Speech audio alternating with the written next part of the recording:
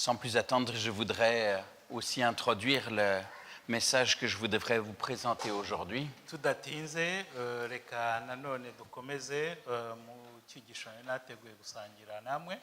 Je voudrais le commencer par une question. ndagira ngo ntangire mbaza ikibazo. J'aimerais voir les mains de celles et ceux qui suivent régulièrement les informations, que ce soit sur Internet, à la radio, à la télévision, peu importe. ndagira ngo ndebe ibiganza by'abantu bakurikirana buri gihe amakuru atambuka haba kuri televiziyo haba kuri radio cyangwa se haba no ku bindi binyamakuru. Est-ce que je peux voir les mains de ceux qui se tiennent plus ou moins au courant de l'actualité? nareba abakurikirana amakuru mumanike cyane. Vous êtes quand même un grand nombre, hein? ntabwo muri bakeya. Comment est-ce que vous vous sentez quand vous regardez les nouvelles à la télévision ou autre?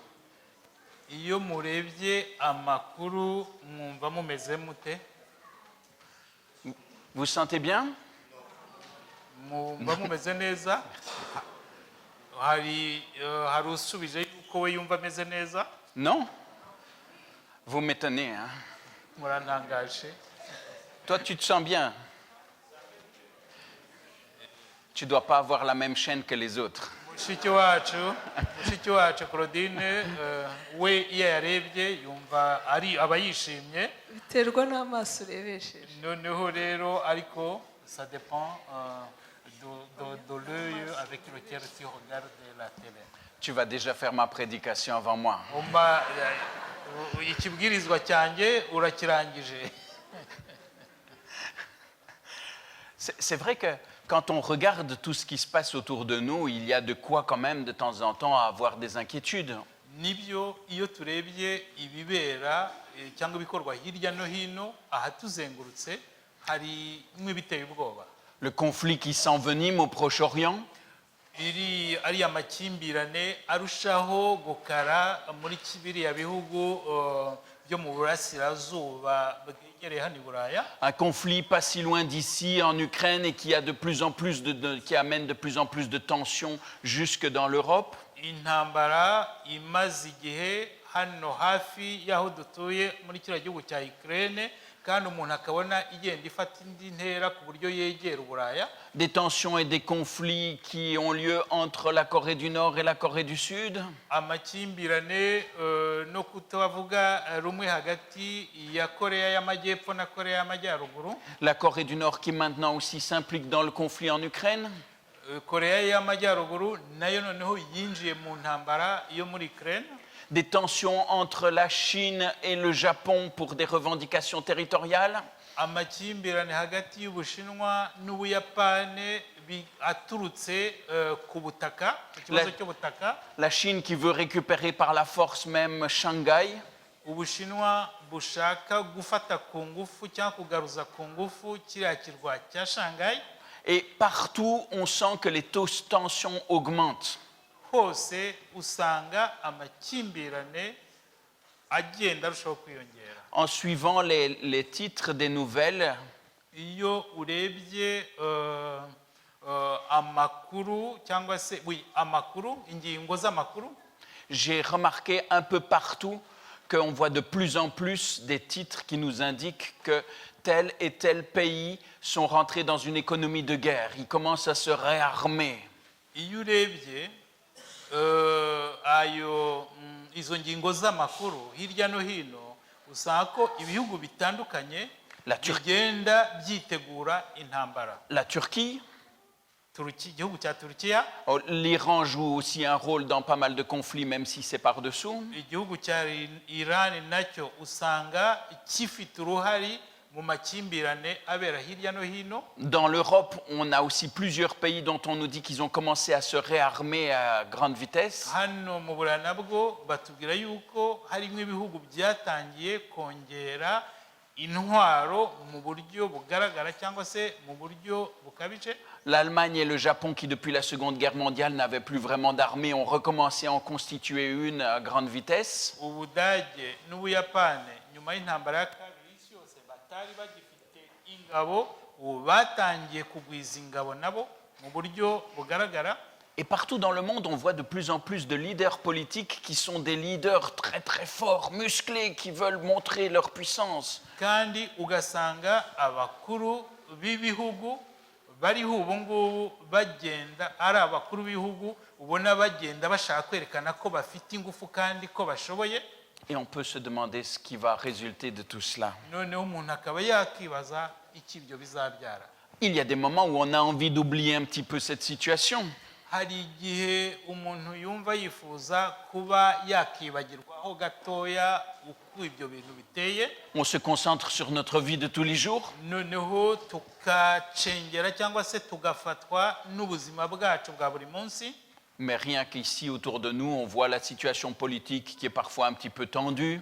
Ariko nabwo na hano tuba ahatwegereye ntabwo tubona naho ukuntu abanyapolitike nabo bafite cyangwa se bagaragaza amacakubiri. La situation économique qui n'est pas brillante. Ikibazo cy'ubukungu nacyo kitari cyiza. Des entreprises qui ferment, des gens qui perdent leur emploi. Amasosiyete afunga imiryango, abakozi babo bagatakaza akazi. On se dit, oh là là, on va oublier encore ça pendant un moment, on va prendre un bon repas en famille, on va s'occuper de nous, là. Hakaba igihe umuntu yibwira ati ibyo ngibyo reka tube tubyibagiwe akanya gato duhure nk'umuryango turye neza dusangire ibiryo biryoshye hanyuma duse nkaho twibagirwa biriya. Mais on va manger quoi? Parce que de plus en plus, il y a des scandales aussi sur la qualité de la nourriture, des problèmes qui arrivent de tous les côtés. Noneho si ibyo tugiye gusangira byo ni iki tuba tugiye gusangira cyangwa tuba tugiye kurya kuko nanone ubona bagenda ibiryo biriho ubu ngubu bigenda birushaho kwandura nabwo. On est quand même content d'avoir la santé, mais même ça change parfois vite. Il peut y avoir une épidémie ou quelque chose. Nibyo umuntu ashobora kuvuga ati jyewe aho mpagaze ndashimira Imana cyangwa ndishimye ko ndi muzima, ariko kuba uri muzima ntibizageza ryari kuko ibyorezo ntabwo bihwema kuza kandi bikaza bitunguranye. Et quand ça ne suffit pas encore, avec les modifications de climat, eh bien, vous pouvez avoir tout d'un coup, dans l'un ou l'autre endroit, des catastrophes naturelles qui font des désastres. Byongeyeho kandi noneho ikibazo cy'imihindagurikire y'ibihe nacyo kireze kandi kiriho ku buryo gitera ibibazo cyangwa ibiza hirya no hino. Et des gens qui vivaient paisiblement, qui tout d'un coup sont emportés, alors qu'ils pensaient peut-être aller au travail et vivre leur journée, sont emportés par une rivière en crue et c'est fini. Abantu bari batuje babaho mu mutuzo cyangwa se mu mahoro mu mwanya nko guhumbya ugasanga umugezi cyangwa uruzi rwuzuye rurabatwaye rubatwariye n'ibintu.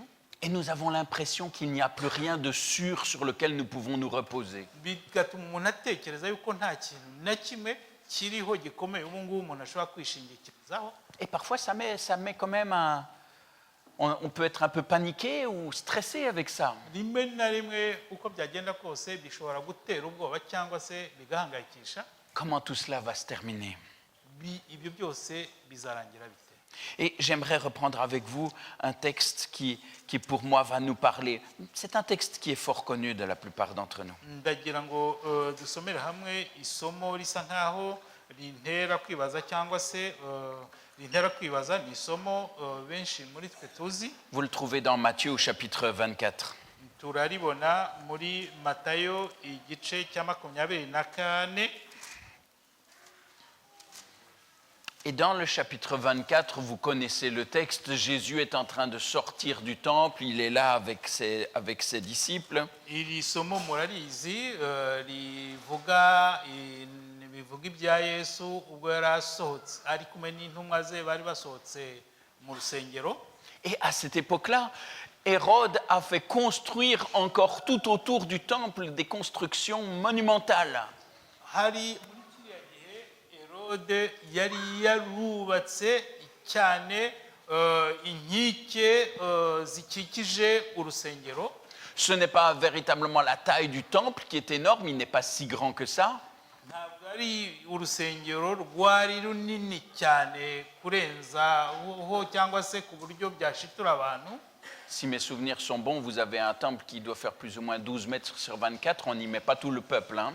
niba nibuka neza urusengero rwari metero 12 kuri 24 murumva yuko rudahagije kugira ngo hajyemo abantu benshi cyane. Mais autour, il y a toutes les colonnades qui ont été construites. Tout cet ensemble architectural autour du temple était vraiment impressionnant. Ariko hari hazengurutse urusengero bari barabubatse amazu menshi cyane arundanyije aho ngaho cyangwa se akwiriye aho ngaho.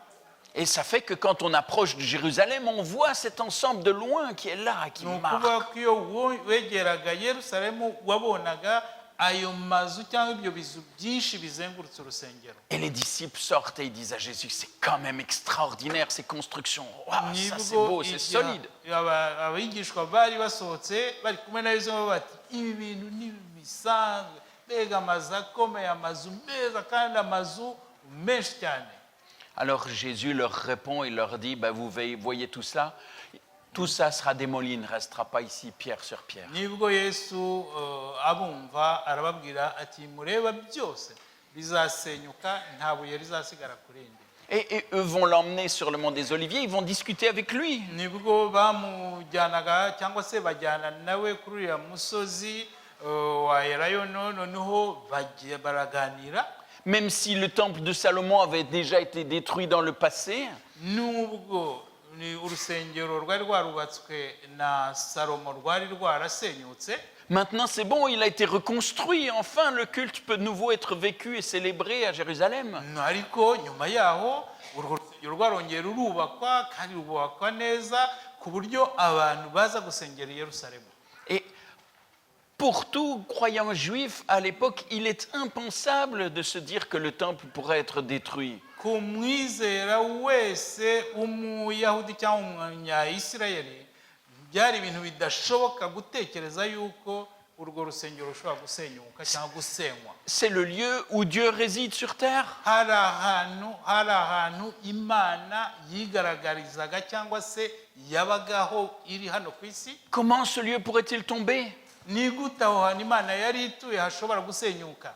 Et pour eux, d'office, si le temple tombe, si c'est détruit, c'est que c'est la fin du monde. Kuri bo niba urusengero igihe rwari gushobora kuba rusenyutse, kuri bo ni ukuvuga ko isi yari kubirangiye. J'aurais aimé qu'il pose les questions à Jésus différemment.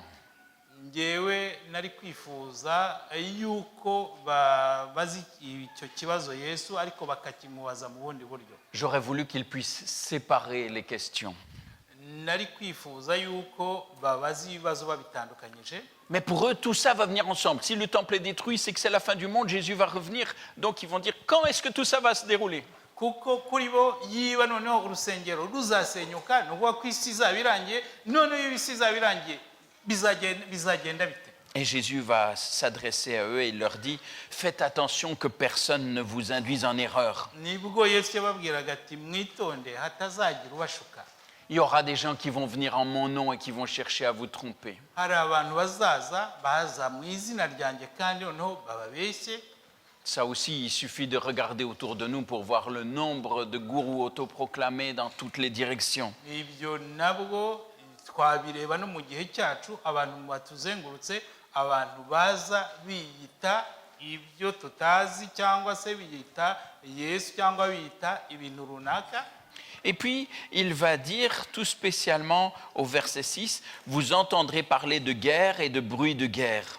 Hariya ku murongo wa gatandatu nibwo yababwiraga ati muzumva iby'intambara n'impuha z'intambara.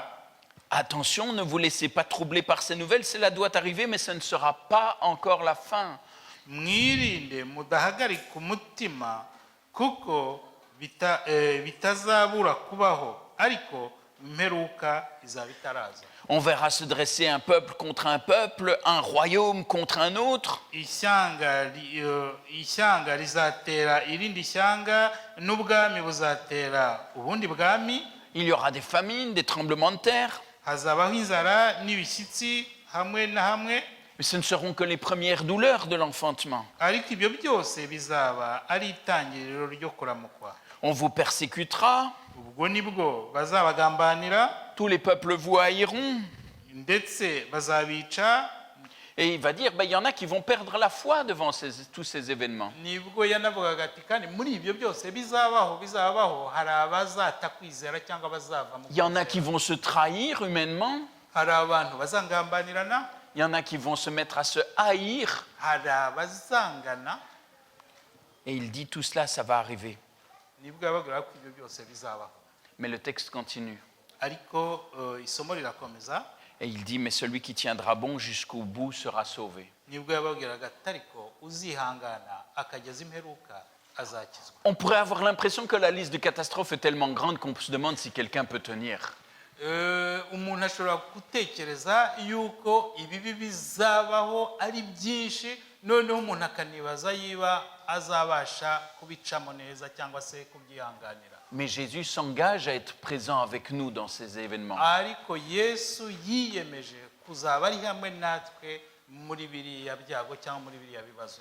Et la victoire est promise à toutes celles et ceux qui continueront à rester accrochés à lui. Kandi gutsinda bisezeranijwe cyangwa se byasezeranijwe umuntu wese uzaguma kuri Yesu. Quand je reprends ce texte, Iyo nongeye gusoma iri somo, on va parler de guerre et de bruit de guerre. bazavuga iby'intambara n'impuha z'intambara. Le mot qui est utilisé dans le texte en grec, c'est polémos.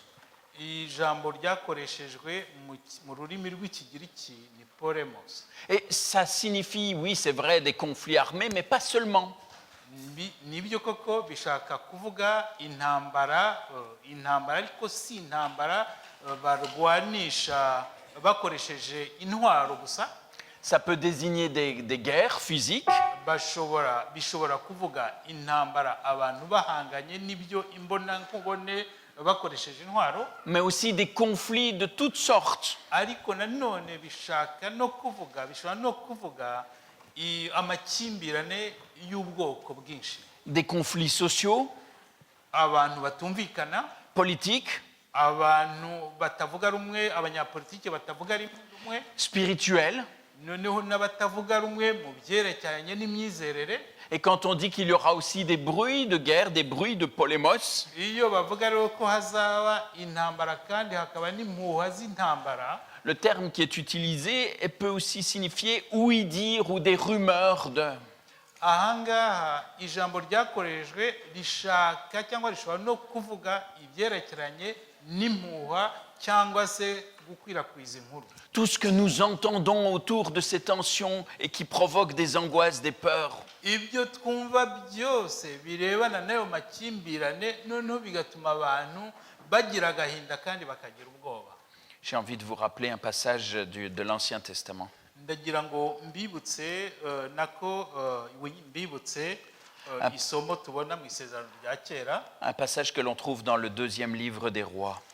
isomo tubona mu gitabo cya kabiri cy'abami, Aussi dans un contexte de guerre. nanone bijya muri uwo mujya w'intambara. 2 Rois au chapitre 6. Abami wa kabiri igice cya gatandatu.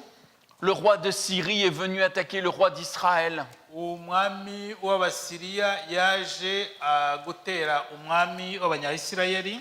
Il est bien préparé, il s'est mis en route avec ses armées. Nibwo yiteguraga igitero azana ingabo ze.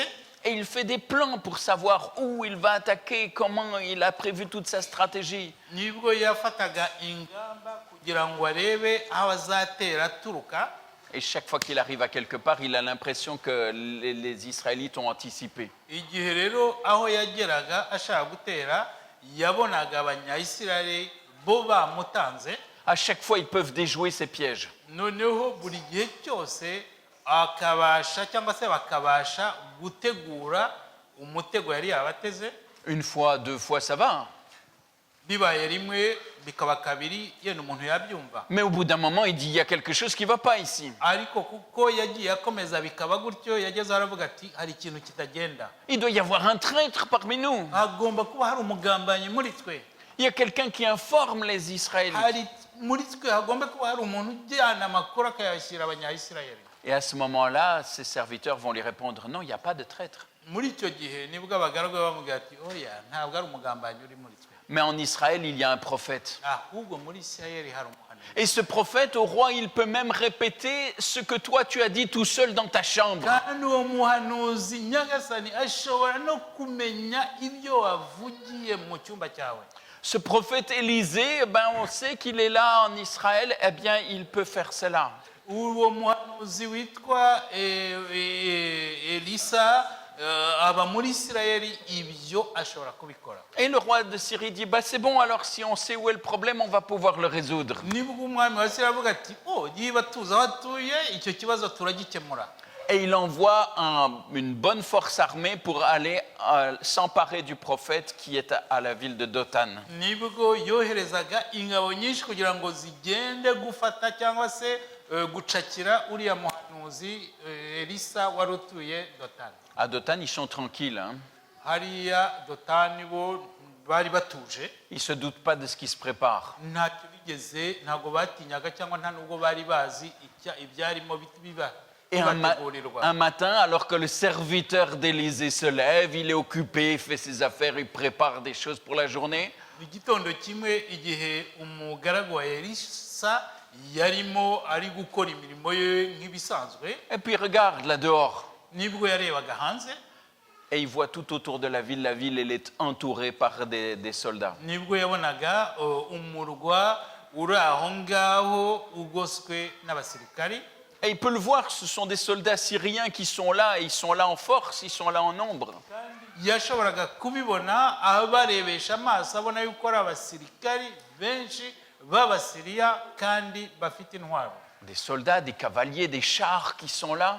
bari bafite amagare y'intambara. Et Dothan, ce n'est pas une grande ville avec des grandes fortifications. kandi dotani ntabwo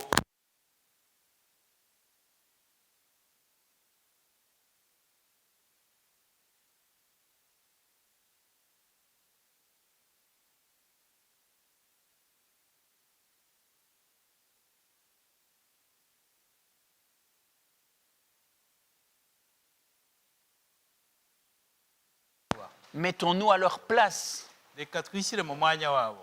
Imaginons que c'est nous qui sommes là. twishyire mu mwanya wabo tutekereze ari twebwe turi hariya. On se réveille et tout d'un coup, on voit le village ou la ville où on vit qui est entouré de soldats. turakangutse turabyutse tugiye kubona tukabona tugoswe n'abasirikari benshi. Je l'ai déjà dit beaucoup de fois, nous trichons quand nous lisons la Bible. nabivuze kenshi iyo dusoma bibiliya turibeshya cyangwa se duca iruhande. Parce que nous, on regarde déjà au bout de la page ou du récit et on voit que tout se termine bien, donc c'est bon, il n'y a pas de problème. kubera ko iyo dusomye tugasoma igitekerezo tukagisoma tukakirangiza turavuga tuti birarangiye nuko byagenze. Mais au moment où ça se déroule, la suite, elle n'est pas encore écrite. Hein. ariko igihe byabagaho ibi dusoma ntabwo ibyakurikiyeho babyanditse. C'est la même chose dans nos vies, quand il y a des difficultés qui nous frappent, on ne sait pas encore comment ça va tourner après. natwe mu buzima bwacu bwa buri munsi iyo hari ikintu kitugezeho kikatujegeza ako kanya ntabwo tuba tuzi uko kizarangira. Alors il rentre et il va voir le prophète Élisée. nibwo umugaragu yinjiraga ajya kureba umuhanuzi elisa. Il est paniqué. yari afite ubwoba. Élisée, on est perdu. umuhanuzi elisa ntabwo yabyumvise. La ville est encerclée par de nombreux soldats ennemis. nibwo avuga ati umujyi wacu cyangwa umujyi wacu umudugudu wacu uragoswe kandi ugoswe n'abasirikari b'abanzi. Et Élisée est calme. elisa yari atuje. Et il va lui répondre aussi, ne crains point. nibwo yamusubizaga kandi amusubiza ashyize ibintu ku murongo. Il prie pour que le Seigneur lui ouvre les yeux. yarasenze kugira ngo imana ifungure amaso y'uwo mugaragu we. Et à ce moment-là, le serviteur d'Élisée va voir ce qu'il ne voyait pas. nyuma y'iryo sengesho uriya mugaragu wa elisa yarebye cyangwa se yabonye ibyo mbere atabashaga kubona. Les collines, les montagnes autour sont entourées et encerclées par des soldats, mais de l'Éternel. imisozi yari ikikije uwo murwa wabo yari yuzuyeho abasirikari kandi abasirikari benshi abasirikari b'Uwiteka. Et il va lui dire, ne crains point, car ceux qui sont avec nous sont en plus grand nombre que ceux qui sont avec eux. Nibwo yamubwiraga ati wigira ubwoba witinya abasirikari bari mu ruhande rwacu ni benshi kurusha bariya batugose. Déjà un ange, ça aurait suffi par rapport à toute l'armée.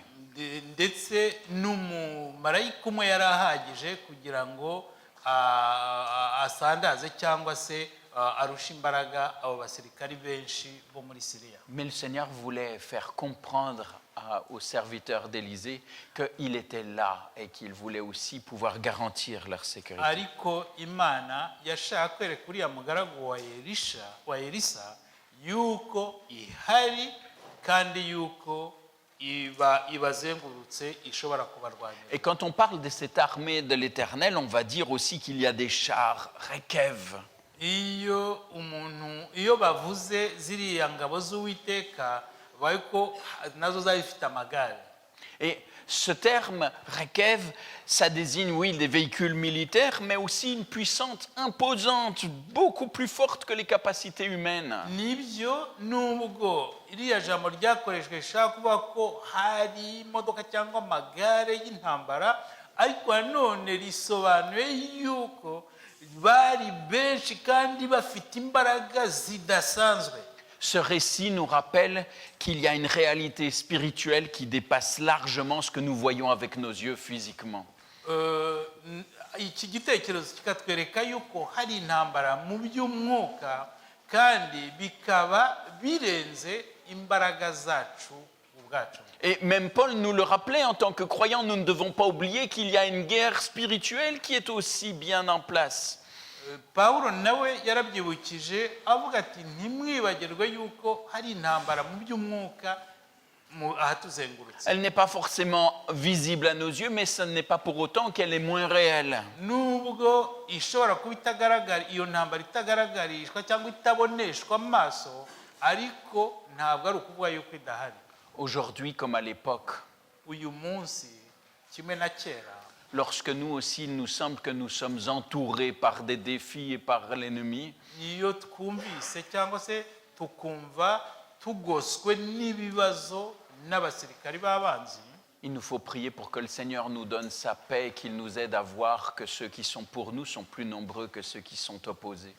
tugomba gusenga kugira ngo Uwiteka afungura amaso yacu tubone yuko ingabo ze ziturengera zirenze cyangwa se zirusha imbaraga ibyo bibazo cyangwa abo banzi batuzengurutse. Mais je ne voudrais pas simplifier non plus le problème. Ariko nanone sinshaka koroshya ikibazo. Nous savons aussi que parfois, lors de conflits humains, il y a effectivement des souffrances et des victimes. Tuzi yuko n'abantu cyangwa se muri ayo makimbirane hagati y'abantu hari abantu bahagwa, hari abantu bahababarira. Et j'aimerais vous rappeler une parole que Jésus avait eue aussi. Ndagira ngo mbibutse ijambo Yesu nawe ubwe yavuze Dans Matthieu chapitre 10 et au verset 28, muri Matayo igice cya 10 umurongo wa 28, il va dire, ne craignez pas ceux qui peuvent tuer le corps et qui ne peuvent tuer l'âme. ati ntimugatinye abashobora kwica umubiri ariko badashobora kwica ubugingo. Craignez plutôt celui qui peut faire périr l'âme et le corps dans la guerre. Ahubwo mutinye ushobora kwica umubiri kandi akica ubugingo. Oui, certes, il peut y avoir des victimes. Il peut y avoir des victimes, oui. Nibyo hashobora kuba ahantu bahasiga ubuzima cyangwa abantu bahababarira. Les conflits humains font des souffrances. Iyi makimbirane hagati y'abantu atera ingorane cyangwa se akababaro. Mais le Seigneur nous invite aussi à nous concentrer sur les dangers qui est le plus important. Ariko Uwiteka araduhamagarira kugira ngo dushishikarire cyangwa se dushishikazwe n'urwo rugamba rurenze cyangwa se rurenze izindi. Tant qu'il n'est pas revenu, nos vies terminent à un moment ou à un autre. Igihe cyose atari yagaruka ubuzima bwacu buzarangira mu buryo bumwe cyangwa mu bundi. Nous ne sommes pas pressés, nous espérons que les choses se déroulent le mieux possible. Ntabwo turi gusiganwa ariko twizera yuko ibintu byaturangirira mu buryo bwiza bushoboka. Mais Jésus nous rappelle qu'il y a bien plus à redouter de perdre notre vie éternelle en abandonnant le lien qui nous unit à lui, ariko Yesu aratwibutsa yuko ahubwo hari dushobora gutakaza ubugingo bwacu.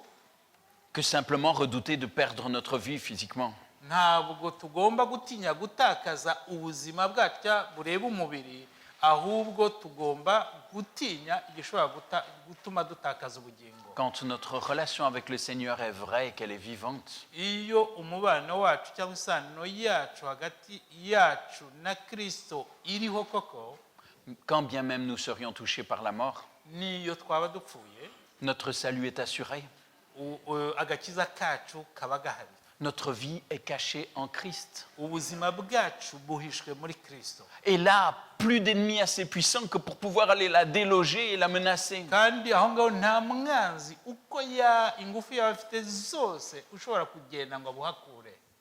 Il nous est très important de pouvoir continuer à placer cette crainte et cette confiance en Dieu. Ni ikintu cy'ingenzi cyane kugira ngo dukomeze kubaha kandi icyizere cyacu cyose tugishyire mu Mana. À chercher quelque chose de stable dans un monde où tout a l'air de s'écrouler. Dushaka ikintu cy'ingenzi cyane mu isi ubona ko byose birimo bigenda biyengera. Cette semaine-ci, pour la semaine de prière, Iki cyumweru cyo gusenga nous sommes invités à repenser aussi notre relation avec la parole de Dieu. dusabwa cyangwa se dushishikarizwa kongera kureba uburyo twiga ijambo ry'Imana. Et nous avons à nous souvenir aussi que le ciel et la terre passeront, mais la parole de Dieu, elle reste, elle est fondée. Tukazirikana yuko ijuru n'isi bizashira ariko ijambo ry'Imana rizahoraho. Puissions-nous aussi avoir une confiance et cet endroit et cette relation avec le Seigneur comme quelque chose qui soit un rocher stable, quelque chose où nous pouvons nous abriter pendant la tempête. Byadushobokera kugira ngo umubano wacu na Kristo no kubana na Kristo bitubere ikintu gikomeye cyangwa se cy'urutare rukomeye rudashobora kunyeganyezwa n'umuyaga. Nous avons parfois l'impression qu'il y a tellement de conflits, d'horreurs qui se déroulent sur la terre, et c'est vrai. Akenshi dutekereza cyangwa se tubona ko hari amakimbirane, intambara hirya no hino ku isi. Imaginons aussi tout cela comme un grand sablier. Ariko biriya byose tubifate nk'aho ari ikintu cy'umucanga cyangwa se où chacun de ces conflits, de ces horreurs serait un grain qui s'écoule. ku buryo ayo makimbirane cyangwa izo ntambara ameze nk'akantu k'akabuye ko muri uwo mukungugu. Et nous avons l'impression que ça ne s'arrêtera jamais. Kandi tubona ko bitazigera bihagarara. Mais ne nous oublions pas que le sablier, il a une limite, il y a un moment où c'est terminé. Ariko twibuke neza ko ikirundo cy'umucanga hari igihe hari aho kigera ugasanga cyose cyashizeho. Ces événements aussi auront une fin. Ibyo bituzengurutse, ibyo byago nabyo bizagira umunsi bishire. Jésus nous rappelle que ces événements doivent arriver, que ce ne sera pas encore forcément la fin. Yesu aratwibutsa ko ibyo bintu byose bizaba ariko iherezo rizaba ritari ryagera. Mais nous avons aussi à développer cette patience et cette confiance, même au milieu d'un monde chaotique. Ariko natwe tukaba dukeneye gusigasira uko kwizera n'icyo cyizere no muri iyi si imeze nabi cyangwa ubona ntaho iri kugana. Parce que c'est Dieu qui maîtrisera la fin. Kubera yuko Imana niyo ifite iherezo mu ntoki zayo. Nous devons savoir que quand ces choses-là se déroulent devant nous, Tugomba kumenya yuko ibyo byose iyo bibaye cyangwa igihe bizaba biri kubera imbere y'amaso yacu, elles ne sont que temporaires. tumenye yuko ari ibintu bizashira. Et je profite quand même pour rappeler, ce n'est pas parce que c'est mentionné dans la Bible que ça veut dire que c'est Dieu qui l'a voulu. Ndagira ngo no mbibutse kandi nsindagire yuko atari ukubera yuko byanditse muri Bibiliya biba biri mu bushake bw'Imana. Dieu sait ce qui va se passer d'avance et il l'a écrit afin que nous ne perdons pas confiance quand nous voyons ces choses arriver. imana izi ibizaba yari izi ibizaba noneho irabyandikisha kugira ngo igihe bizagera tutazata kwizera cyangwa tutazayitera icyizere. Parce que quand on traverse des drames, des catastrophes naturelles ou des conflits armés, eh bien ça marque, ça démolit. kubera yuko iyo umuntu ari guca mu bibazo muri izo ntambara muri ibyo biza biri hirya no hino birasenya cyangwa se birica. On peut se sentir abandonné. Umuntu akumva yararetswe ari wenyine. On peut avoir l'impression que le Seigneur a perdu le contrôle. Umuntu akaba yatekereza yuko imana nta kintu gifite cyo kubikoraho. Nous savons que pour l'instant, effectivement, c'est le prince de ce monde qui aussi domine. Tugomba kumenya yuko ari Satani umwami w'iyi si ubiri hejuru. Mais Dieu n'a pas voulu nous laisser dans l'ignorance et il souhaite que nous ne perdions pas confiance en voyant ces choses ariko arriver. imana ntabwo yashatse yuko tuguma muri ubwo bujiji yashatse ahubwo yuko tutayitera icyizere. Dans Jean au chapitre 14 et au verset 27, muri Yohana 14 umurongo 17 Jean 14, 27, 14 umurongo 27 Jésus va dire « Je vous laisse la paix, je vous donne ma paix. Je ne vous donne pas comme le monde donne, que votre cœur ne se trouble pas, qu'il ne s'alarme pas. » hano haravuga ngo mbasigiye amahoro yanjye ndayabahaye icyakora simbaha nk'uko ab'isi batanga imitima yanyu ntihagarare kandi ntitinye. Jésus savait que les disciples qu'il laissait allaient traverser des circonstances extrêmement dures. Yesu yari azi intumwa asize ibihe biruhije bikomeye zizagomba kuzanyuramo. Guerre, catastrophe, destruction, persécution, famine. Inzara, gusenyuka, gutotezwa. Mais malgré cela, il souhaitait qu'il puisse tenir bon. Ariko hamwe n'ibyo we yifuzaga yuko batazacika intege. Et Jésus nous invite à ne pas être troublés comme n'importe qui. Kandi Yesu araduhamagarira kutagira ubwoba cyangwa se ngo duhungabane nk'uko abandi Et bahungabana. pour ça, il nous laisse sa paix, shalom. Niyo mpamvu adusigira amahoro ye. Un mot qui est riche et qui signifie, c'est vrai, l'absence de conflit, Ijambo ryimbitse ifite ubusobanuro bwimbitse gushaka kuvuga koko nibyo ko ari ahantu amahoro nta makimbirane hari amahoro. mais aussi la plénitude, le fait d'être rempli. Ariko nanone bigashaka gusobanura kuba ufite byose. La prospérité, la tranquillité. Ukarumbuka kandi ugatuza ukaba ufite amahoro. Et cela même lorsque nous vivons au milieu des guerres et des bruits de guerre. Kandi ibyo bikabaho cyangwa tukabibamo nubwo twaba turi mu bihe cyangwa se mu bihugu birimo intambara. Parce que la paix que le Seigneur souhaite nous laisser, Kubera ko amahoro elle n'est Nyagasani ashaka kuduha pas dépendante des circonstances extérieures, ntabwo aterwa n'ibyo bintu bituzengurutse, mais elle est dépendante de cette relation profonde que nous pouvons développer avec lui. ahubwo azanwa cyangwa se aterwa n'iyo sano n'uwo mushyikirano wimbitse dufitanye na Yesu. Dans Matthieu 24, 6, on nous parle de la fin. Ce ne sera pas encore la fin. Muri Matayo igice cya 6 nako cya 24 baratubwira yuko ngo iherezo rizaba ritari ryaza. Cette fin, c'est pas simplement quelque chose de chronologique. Kandi iryo herezo ntabwo rishaka kuvuga ntabwo ari ibintu bigenda bikurikirana uko imyaka ikurikirana. Le mot qui est utilisé là ne désigne pas simplement un événement qui arrive à la toute fin d'une liste. Ntabwo iriya jambo ryakoreshwe rishaka kuvuga cyangwa gusobanura ikintu kizahera ku rutonde rw'ibintu biri hariya cyangwa bivugwa. On nous parle du mot telos qui signifie l'accomplissement ou l'objectif ultime. Ahubwo rishaka gusobanura intego igamijwe kurenza byose. Cette fin, cet objectif de Dieu, Iryo herezo iyo ntego y'Imana c'est de rétablir son royaume. ni ugushyiraho kugarura ubwami bwayo. Et tous les événements qui se déroulent dans le monde, Ibyo bintu byose biba hano mu isi, aussi durs et troublants soient-ils, uko byaba bikomeye kose kandi bibabaza kose, ne l'empêcheront pas d'accomplir son plan. ntabwo bizabuza Imana gusohoza umugambi wayo. Il rétablira ce royaume. Izashyiraho cyangwa se igarura ubwami bwayo. Nous avons été prévenus. Twarategujwe, Il y aura des difficultés. hazabaho ingorane, Cela va produire du trouble. kandi ibyo bizatuma abantu bahangayika, bacika intege, Des gens seront tellement secoués qu'ils risquent d'y perdre leur foi. abantu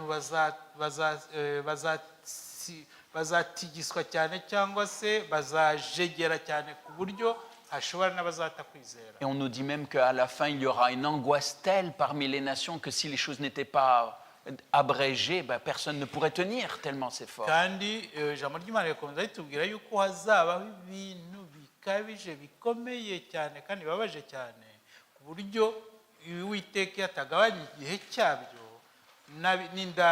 n'intwarane zari kuva mu Mais kwizera. chaque grain qui coule dans ce sablier nous rapproche du moment de la fin. Ariko akantu k'akabuye k'umucanga kava aho ngaho mu kirundo cyawo kagenda Ça nous rapproche de la fin.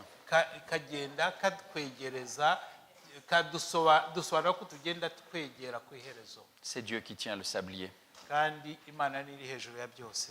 Sa paix est notre ancre au milieu des tempêtes. Nanone ni ikintu kiri aho ngaho cyangwa se kiziritse ubwato kandi kikabukomeza igihe hari umuyaga mwinshi. Restons donc fermes dans notre relation avec lui. Reka twimbike kandi twiyemeze mu mubano wacu dufitanye n'Imana. Ne nous laissons pas détourner.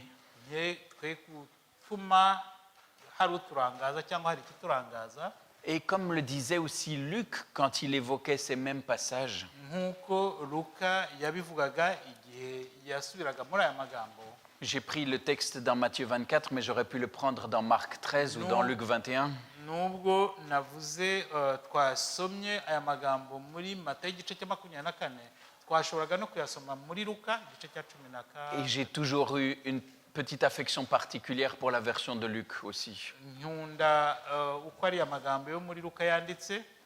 Parce que Luc va dire aussi, quand vous verrez ces choses arriver, Kuko Luka aravuga ati igihe muzabona ibyo byose bibaye, levez les yeux vers le ciel car votre délivrance approche. muzararame murebe hejuru kubera ko gutabarwa kwanyu kuzaba kwegereje. Devant les difficultés qui sont là, ne regardons pas que la difficulté. Imbere cyangwa se mu bigeragezo n'ingorane zituzengurutse cyangwa turimo, twe kujya duhanga amaso izo ngorane gusa, Mais regardons à celui qui est notre délivrance. ahubwo duhanga amaso ugiye kudutabara. Vous savez, Paul va dire, par exemple, lorsqu'il y a un deuil, ne soyez pas affligés comme ceux qui n'ont pas d'espérance. Pawulo yabivugaga igihe habaga habaye ibibazo bati ntimucike intege cyangwa ngo muheranwe n'agahinda nk'abadafite kwizera. Franchement, pour tous ceux qui ont eu un deuil, est-ce que ça veut dire qu'on ne souffre pas et qu'on n'est pas triste? Ntabwo bishaka kuvuga yuko umuntu watakaje cyangwa wagize ibyago adashobora kubabara cyangwa se kugira agahinda. Si, nous le sommes. Nibyo turakagira, turababara. Oui, ça fait mal de perdre quelqu'un que l'on aime. Birababaza gutakaza umuntu. Oui, il y a un manque. Nibyo hari umuntu tuba tuzi. Mais il dit, ne soyez pas attristés comme ceux qui n'ont pas d'espérance. Ariko Pawulo aravuga ati ntimuheranwe n'agahinda. Nous avons cette tristesse, nous vivons les douleurs. Nibyo ako gahinda karaza kandi ako kababaro tukakabamo. Mais le Seigneur nous dit, je suis avec toi, ne sois pas complètement effondré, je veux redresser malgré tout, je veux te redonner un avenir et de l'espérance. Ariko Yesu akatubwira ati wicika intege wiheranwa n'ibyo, ndahari kandi nguteganyirije ahazaza heza. Ici, c'est la même chose. Hano ni kimwe nabyo. On pourrait dire utiliser la même formule. Dushobora gukoresha amagambo amwe.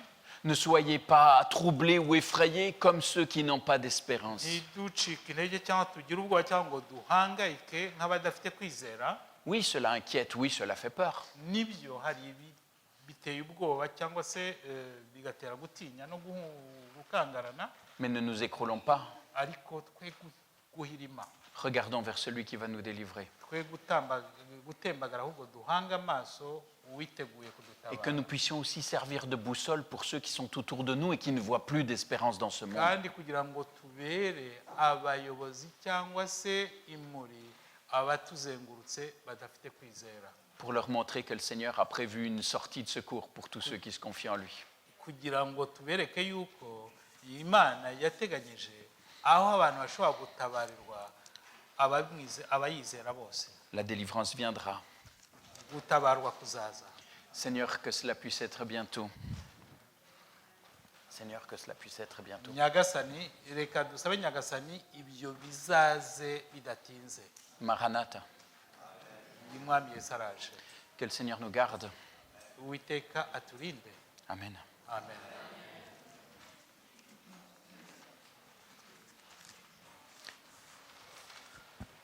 Je voudrais vous inviter, avant que nous ne poursuivions le programme, ndagira ngo mbahamagarire mbere y'uko dukomeza gahunda à pouvoir prendre 2-3 minutes par tout petit groupe, 2 ou 3 personnes, kugira ngo dufate iminota ibiri hagati y'iminota ibiri n'itatu tujye mu dutsinda dutoya cyane afin que nous puissions prier aussi ensemble pour rester ancrés dans le Seigneur.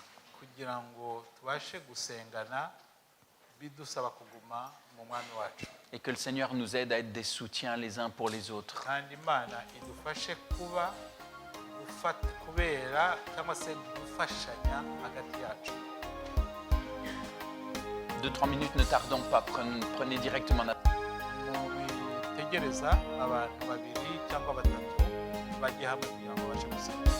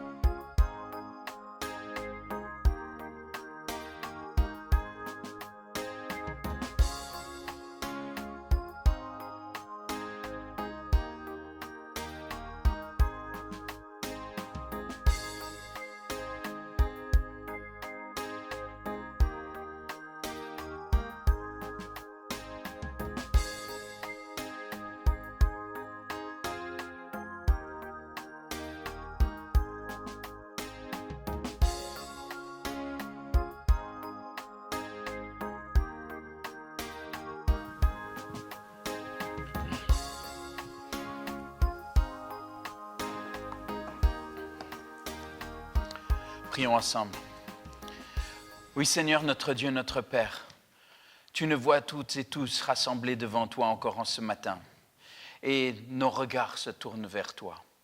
C'est vrai que nous vivons dans un monde où aussi constamment nous sommes agressés, dans notre foi, dans notre vie, par toutes sortes d'obstacles et de difficultés qui peuvent se dresser devant nous. Mais nous te sommes reconnaissants de ce que tu es, ce Père de toute grâce, celui qui constamment aussi tourne un regard vers nous pour pouvoir nous relever, quelles que soient les circonstances que nous avons à affronter. Tu cherches constamment à pouvoir nous donner un avenir et de l'espérance. Même dans un monde où celui-ci semble disparaître, il y a toujours un chemin quand nous nous appuyons sur toi. Seigneur, comme il est bon de pouvoir se reposer sur quelqu'un qui est fiable, sur quelque chose qui est stable dans un monde où tout semble effectivement s'effondrer. Seigneur, nous te sommes reconnaissants parce que nous savons que tu n'es pas inactif. Nous savons que tu es patient. Nous savons que tu tiens à chacune et chacun d'entre nous, que tu guettes aussi les uns et les autres pour pouvoir aussi retrouver le chemin de leur cœur. Seigneur, aide-nous à être des soutiens pour ceux qui défaillent autour de nous.